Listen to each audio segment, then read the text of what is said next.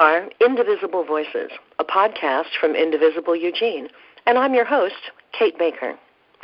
Well, it's only been a few days since the March for Our Lives filled the streets of Eugene with literally thousands of people. And with us today is one of the student organizers of that event, Jevin Jote. Welcome, Jevin. Hi. Thanks for having me. Of course. Let's start with a couple of basics. Just in case someone doesn't know, what was the specific purpose behind Saturday's March for Our Lives?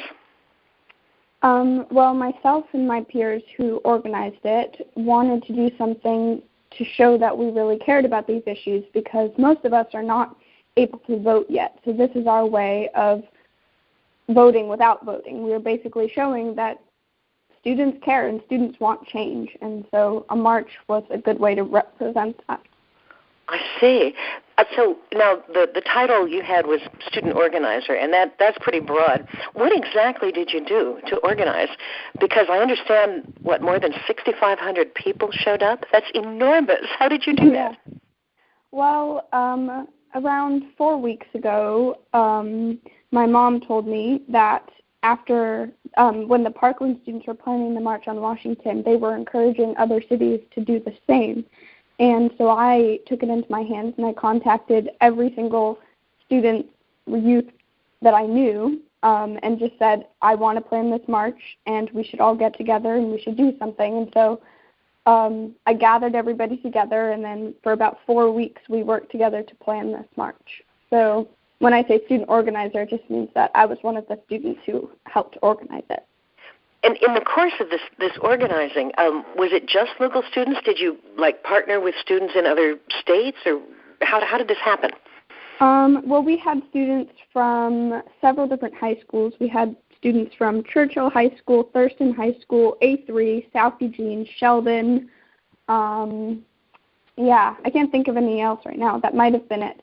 But we had students from high schools all over in this area, and then we had some adult volunteers who kind of helped us in the background, but it was really us who did all the main planning and ideas. This is so exciting, Jevin.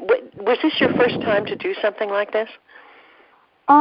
Yeah, basically. I participated in marches before. I go to the Women's March every year when it happens. Mm-hmm. But this was the first time that I actually got to go behind the scenes and see how marches are planned and actually work with a team to actually plan the march. Do you think you'll do it again? Is a march like this something you'd like to work on again? Definitely. It was a really rewarding experience because I got to meet a lot of people who I hadn't met before in planning it. I got to learn a lot about what goes about the behind-the-scenes work of planning big events like this, and it was just a really awesome experience to get to see everybody coming out and actually showing up and showing us their support in this issue. So I would definitely be interested in doing something like this again.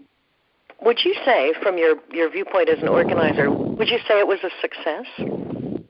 I would say so, because obviously we didn't know exactly who would show up or how many people would show up. We were just wanting to spread our message, and we just wanted to do something because we were tired of all these school shootings happening, and we wanted to join in the fight with the other students who were doing the marches.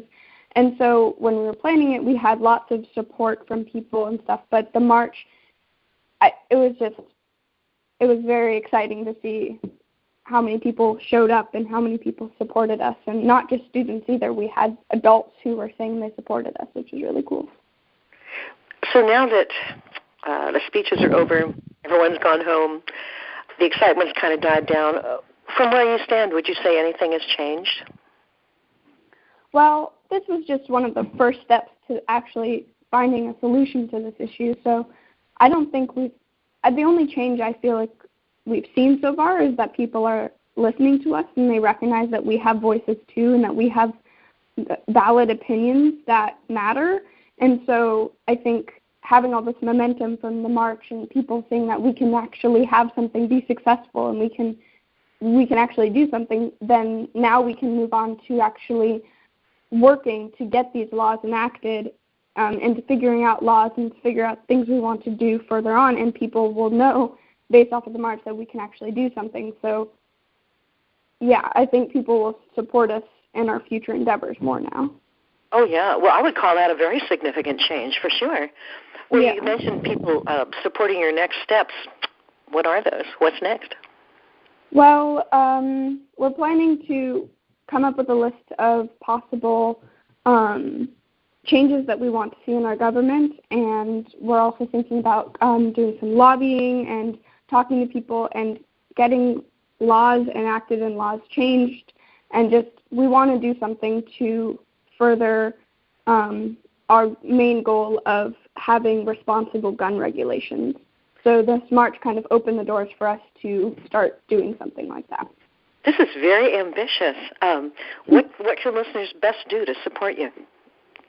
Well, right now, I mean, we're in the very, very beginning, so they've already supported us if they showed up at the march, because that shows that they care about these issues and want to listen to us. But depending on what our next step is, if we try and get, if we're talking about laws, if we're wanting to change things, just supporting us in those endeavors is a great way to support us.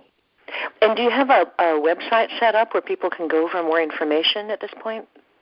We have a Facebook account and we have an Instagram account, and we're possibly looking at setting up a website. Great. Well, Jevin, this has been very interesting, and I really appreciate you taking time to talk with us today. Yeah, of course. You have been listening to Indivisible Voices, produced by Kate Baker and engineered by John Kimball and Lynn Woolrich. Music composed by Domi Stauber.